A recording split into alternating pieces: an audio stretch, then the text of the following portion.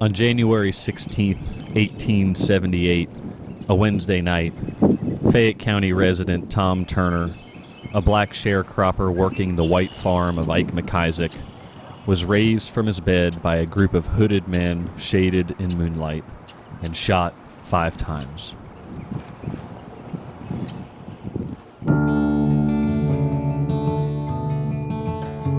Turner would be the last of 4 black men killed in response to an unsolved murder of a white shopkeeper serving residents of East Hickman, a hamlet just east of Lexington.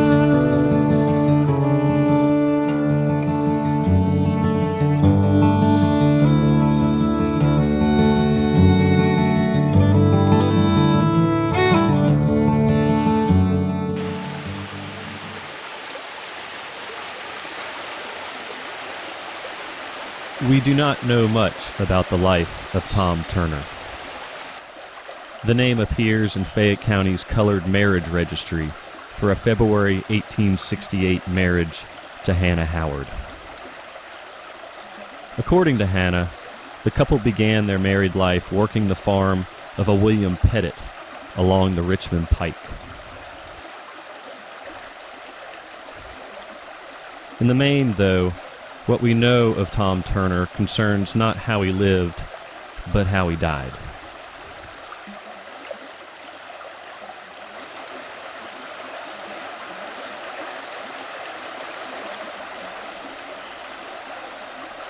By the night of the lynchings, Tom and Hannah had been living for a little more than a year in a 2-room cabin on the property of Ike McIsaac.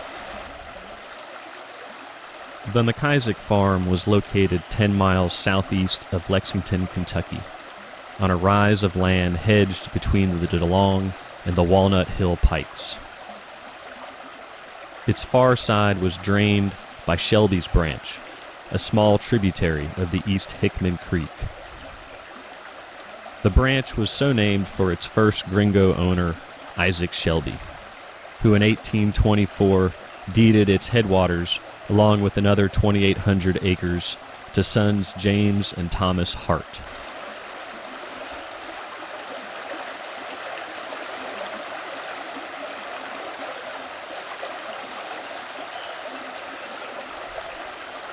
By the 1870s, the Shelby tract had been subdivided, and Shelby's namesake branch watered a small 3-shop farming community along the Tates Creek Pike. This community would be known on maps by its larger, nearby watershed, East Hickman, and Ike McIsaac's property peeked down upon it from the north.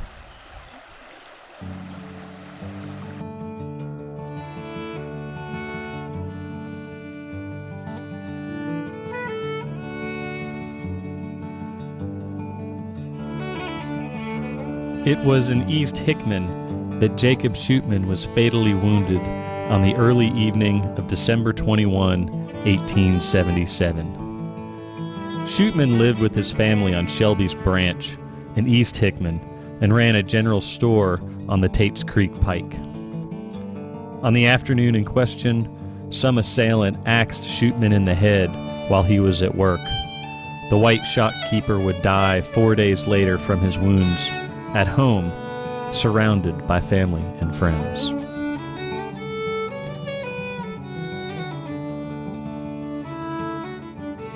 On his deathbed, Shootman was alleged to have identified his attacker.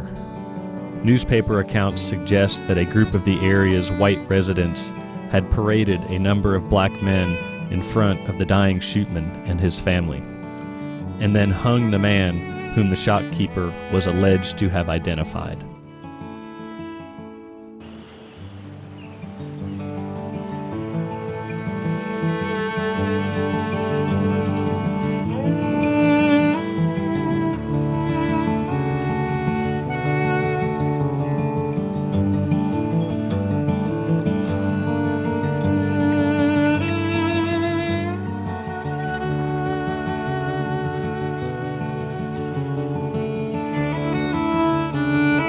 Three weeks later, on the afternoon of January 16, 1878, the East Hickman magistrate, a Captain John C., signed arrest warrants for two other area black men, Edward Claxton and John Davis, before heading off to Lexington.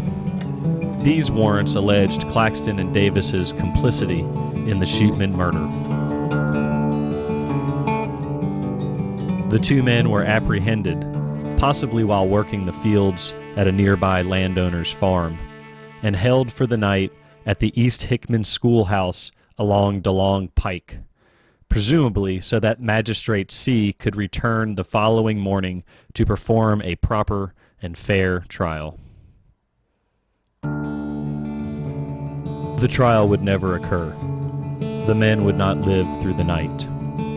After darkness set, a group of masked vigilantes encircled the small schoolhouse and demanded the volunteer guards hand over their prisoners.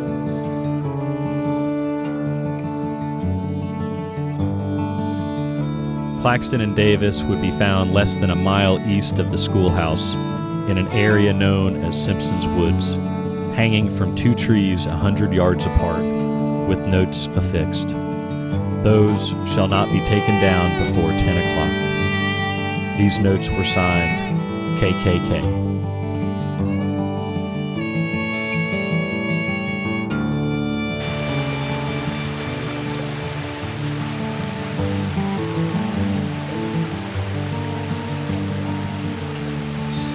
January 16th would also be Tom Turner's last night. A well-worn path through Simpson's Woods crossed Shelby's Branch and passed by the Ike McIsaac property. It was dark. The night was young. At least some of the lynch mob split off and headed down that well-worn path.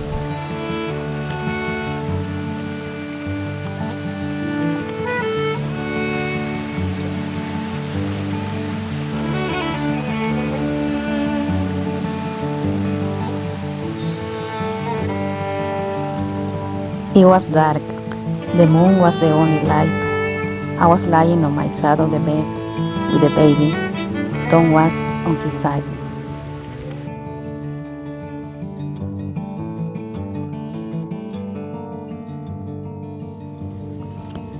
The first noise I heard was the men running across the yard. 4 of them came into the house and stood at our bedside.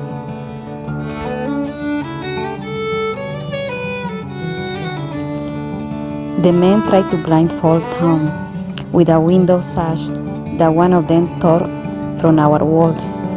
Tom wouldn't let them, said, "Don't you blindfold me," and demanded to know why they were here. The one of them said, "Shoot him," and another one said, "Don't shoot him. If you do, I'll shoot you." Then the first one said, "Shoot him," and they started firing. Tom fell to the floor in front of our bed. The men went out the door saying, "We got him. God damn him. We got him."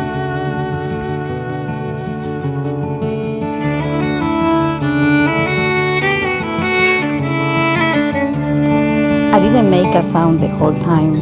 I didn't want our baby to wake, and she didn't, not till I raised.